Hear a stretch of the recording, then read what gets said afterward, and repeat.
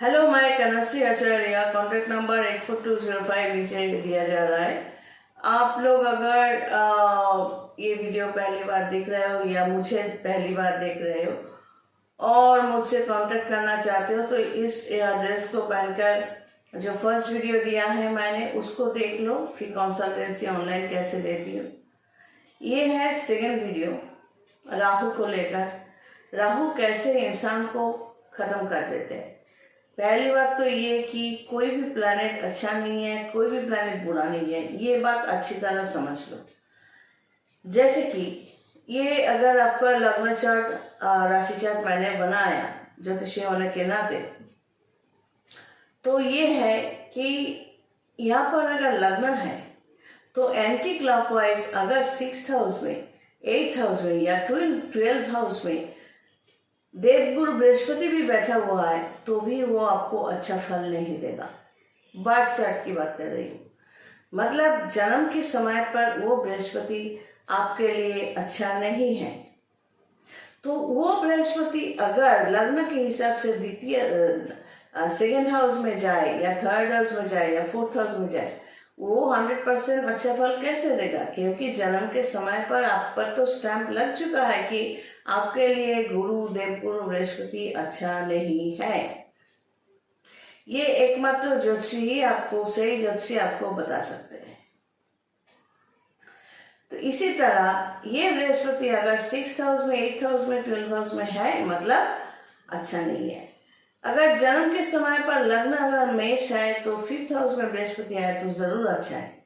अगर कर्क में कैंसर, कर्कट या कर्क में बृहस्पति बैठा हुआ है तो बृहस्पति यहाँ पर स्ट्रॉन्ग पॉजिटिव पावर लेकर बैठे होते हैं। बृहस्पति 0 होते हैं, 0 पावर के होते हैं यहाँ पर, मतलब मकर में।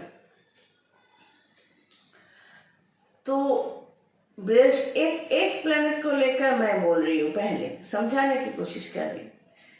अब इसी तरह राहु किसी भी लग्न चार्ट में 6th हाउस में अगर राहु किसी का है तो वो शत्रुजयी होता है, कोई भी शत्रु उससे जीत नहीं सकता। किसी न किसी तरह वो जीत ही जाएगा। शत्रु उसको अपने चंगुल में नहीं ले सकता, कोई भी नहीं। तो ये 6th हाउस में जो राहु बैठे होते हैं तो क्या अलग अलग जगह पे ये कैसा रिजल्ट देते हैं? तो इस 12 घर में डिपेंड करता है। ये किसी भी लग्न के लिए या किसी भी प्लैनेट के लिए यही नियम है। कौन से नक्षत्र में ये एक ग्रह जो है ये बैठे हुए हैं, ये भी डिपेंड करता है आपको वो प्लैनेट क्या रिजल्ट दे सकता है। तो राहु को लेकर हम आज बात करेंगे। राहु जो है, राहु जब खराब रिजल्ट देना शुरू करते हैं, आपके कुंडली के हिसाब से वो किस हाउस में है और कैसे कब क्या रिजल्ट देगा, ये आपको सिर्फ ज्योतिषी बता सकते हैं। इसलिए आप लोगों को ज्योतिषी के कनेक्ट में रहना पड़ेगा और एकदम ये पॉजिटिव है। जैसे कि मैं ज्योतिषी हूँ, प्रोफेशनल हूँ, 18 साल से इस लाइन पे हूँ। तो पैसों के बिना जैसे कि आप कुछ नहीं करते, हम भी कुछ नहीं करते। तो ये मत कहना कि हम तो इतना पैसा नहीं दे सकते, तो मत दो। जो ज्योतिषी 50 पैसों में, 50 रुपये में कर देगा उसके पास जाओ। हर एक का विजिट अलग होते हैं। ये डिपेंड करता है कि मैं कितना आपका date of birth, time of birth, place of birth, ये सब लेकर आपको, मेरे क्लाइंट को लेकर मैं कितना सीरियस हूँ, मेरा नॉलेज कितना है, ये डिपेंड करता है मेरा विजिट क्या होगा, है ना। तो चेहरे पे मत जाओ, आपके पॉकेट के हिसाब से आप ज्योतिषी या फ्री में एप्स डाउनलोड कर लो और मेरे लिए तो फ्री कंसल्टेंसी एक बार मिल ही जाएगा आपको। तो राहु जब देते हैं, एक बात याद रखना, राहु के महादशा में आप राहु के चंगुल में फंस गए हो। राहु अगर खराब जगह पर है यहाँ पर तो भी राहु आपको खराब रिजल्ट दे सकता है। तो ये राहु जिंदगी में जब खराब होते हैं तो वो लोग पहली बात तो ये कि बहुत स्कैटर्ड लाइफ जीते हैं, पार्टी वगैरह करते हैं, दारू पीते हैं, जुआ खेलते हैं, लोन बहुत लेते हैं, लोगों को दिखावा बहुत करते हैं, अंदर कुछ नहीं, एक घड़ा है उसमें कई छेद है, पानी तो है नहीं लेकिन दिखाते हैं उसमें बहुत पानी है। और राहु जब नेगेटिव रिजल्ट देते हैं उसमें क्या होता है, ये लोग बहुत चिल्ला मिला के बात करते हैं, जैसे कि कुत्ता जो भौंकता रहता है, हमेशा बोलता रहता है, क्या बोलता है मालूम नहीं लेकिन बोलता है। तो इस तरह बहुत कुछ बोलते हैं, उसमें अगर जिस निकलना चाहो कुछ भी नहीं निकलेगा। तो राहु अगर कब्जा कर लेते हैं किसी इंसान को, तो वो तो एक ज्योतिषी समझ सकते हैं, तो उसके लिए आप कुछ भी स्टोन पहनो, कुछ नहीं होने वाला। मिला चैलेंज, अपने आप को सुधारने की कोशिश करनी चाहिए, और वो कोशिश आप कर सकते हो तभी जब आप खुद के लिए सीरियस हो तब। इस राहु के साथ कौन सा प्लैनेट कनेक्ट होगा, जैसे कि ट्रांजिट गोचर फल में, मतलब प्लैनेट्स तो घूमते रहते हैं 360 डिग्री, तो वो तो कवर करेंगे। तो मैं ज्योतिष सिखाने के लिए बैठी नहीं हूँ, ज्योतिष ऐसे सिखा भी नहीं जा सकता, ये क्रैश कोर्स भी नहीं है कि आप सीख जाओगे, सालों साल इसके पीछे डालना पड़ता है। मैं अभी भी प्रैक्टिस करती हूँ।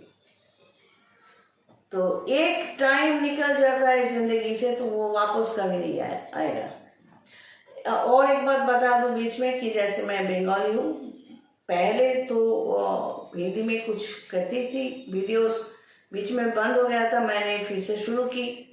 तो ग्रामेटिकल मिस्टेक अगर हो भी जाए तो उसमें हंसने का नहीं, बस ज्योतिषी बनकर मैं अपना जो सब्जेक्ट है वो आप लोगों तक पहुंचाने की कोशिश कर रही हूँ, बस इतना समझ लेना। तो ये राहु जो ये सब नेगेटिव एक्टिविटीज आपसे करवाएगा, इसके साथ अगर शुक्र मिल जाए गोचर फल में, तब क्या होगा, आपका खान पान ज्यादा हो जाएगा। साथ में शुक्र अगर खराब होता है तो किडनी तो फेल करवा के छोड़ेगा। बृहस्पति बहुत खराब होगा तो वो आपका लीवर को डैमेज करके ही छोड़ेगा, एकदम जॉन्डिस तक लेकर घाट तक पहुंचा देगा। तो उस राहु के साथ अगर बृहस्पति कभी मिल जाए गोचर फल में, तो लीवर तो गया, ठीक होने की कोई चांसेस नहीं, पूरी एकदम घाट। और शुक्र मिल जाए तो किडनी डैमेज होकर ही रहेगा। तो इस तरह एक एक राहु के साथ जब भी जो प्लैनेट मिलते रहते हैं गोचर फल में, तब वो सब डिजीज एकदम जकड़ लेते हैं, पकड़ लेते हैं इंसान को। और अगर चंद्रमा राहु के अंदर में आ जाए या कनेक्शन में आ जाए, और ऐसे परिस्थिति है, राहु आपको लोन लेने के लिए भी मजबूर करेगा, आपका माइंड जो है डाइवर्ट करेगा। एक लोन लिया वो चुकाया नहीं, उसको कवर करने के लिए दूसरा लोन लिया वो चुकाया नहीं, बस दिखावा करते गए, फिर तीसरा लोन लिया। फिर राहु का इस तरह एक समय, राहु का जो महादशा है, राहु का प्रभाव है, वो खत्म हो जाएगा। एक स्पैन के लिए ये लोग चलते हैं, ये ग्रह स्पैन खत्म होने वाला है। और उस टाइम पे अगर चंद्रमा आपके साथ, उस राहु के साथ कनेक्टेड हो जाते हैं, तो माइंड जो है वो भी खत्म, मतलब तब वो इंसान ये सोचने लगता है कि वो और कुछ करने की काबिल ही नहीं है, उसको जिंदा रहने का हक नहीं है, उसको शर्म से मर जाना चाहिए, या दुनिया ने उसके लिए कुछ नहीं किया, उसने सबोताज किया, उसने बेईमानी किया, उसने ये किया, ठग लिया, बहुत कुछ वो अपने आप को समझाएगा और खुद को खत्म करने के लिए भागेगा। ये एक मेंटल प्रॉब्लम बन जाएगा तब, क्योंकि राहु के साथ चंद्रमा जब एक साथ कनेक्शन हो जाता है तो इस तरह के इंसान हमेशा ब्लेम करते रहते हैं, ये कभी नहीं सोचते कि खुद ने क्या क्या किया और उसका हिसाब कैसे कैसे चुकाना पड़ रहा है। यही मेंटल प्रॉब्लम है कि जो वास्तव है वो देखना नहीं चाहता, सिर्फ एक सोचते रहते हैं कि सबने उसके साथ गलत किया। ये एक मेंटल प्रॉब्लम भी है। तो राहु से बचने के लिए एक बात याद रखना, राहु रहेगा दशम में, दुनिया वश में। दशम मतलब कर्म भाव में राहु अगर होता है तो दुनिया वश में, मतलब ये कि सिर्फ 10th हाउस में, यहाँ से लग्न को पकड़कर एंटी क्लॉकवाइज 10th हाउस में राहु होने से ही सब कुछ अपने आप हाथ में नहीं आ जाता। क्या होता है, राहु अगर 10th हाउस में होता है तो नॉर्मली उस इंसान के अंदर कुछ ऐसा पावर होता है, वो राहु के वर्काव में आकर वो उतना लोन नहीं लेगा, उतना उल्टा सीधा हरकत नहीं करेगा, खुद को कंट्रोल करेगा, और या तो कुछ बुद्धि भी होगा उसके अंदर जो चीज से कांटेक्ट करेगा, तो कुछ नियम पालन करेगा, तो राहु उसको ड्राइव नहीं कर पाएगा। लेकिन राहु तो एक शक्तिमान है, मतलब प्लैनेट पर बोलते हैं, प्लैनेट है नहीं लेकिन प्लैनेट बोलते हैं, तो राहु के अंदर भी पावर है। तो उस पावर को वो इंसान कंट्रोल करके दुनिया जीतने के लिए निकल पड़ता है, अपने आप मस्त होते हैं। तो राहु क्या कोई भी प्लैनेट नेगेटिव स्थान में है कि नहीं, ये पहले जानना जरूरी है। ज्योतिषी के माध्यम से कंसल्टेंसी लेकर, बार बार कंसल्टेंसी लेना पड़ता है, समझना पड़ता है। जब तक आप खुद नहीं समझोगे, कोशिश नहीं करोगे, कोई भी आकर आपको समझा नहीं सकता, भगवान भी नहीं। तो आप अपने लिए कितना सीरियस हो ये मैटर करता है।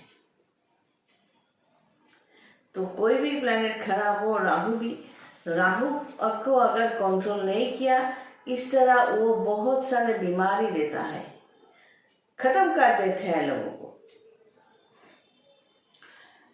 लग्न के साथ अगर राहु जुड़ा हुआ है तो उसका बॉडी जो है वो सार्वजनीन हो जाते हैं, मतलब फॉर पब्लिक हो जाते हैं।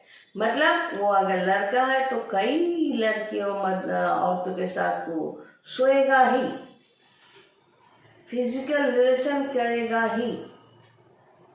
और अगर औरत है या लड़की है तो उसके लग्न के साथ अगर राहु अटैच्ड है तो कई मर्दों के साथ, लड़कों के साथ उसका फिजिकल रिलेशन होकर ही रहेगा। जैसे कि मंदिर का घंटा कोई भी आओ बजा के जाओ,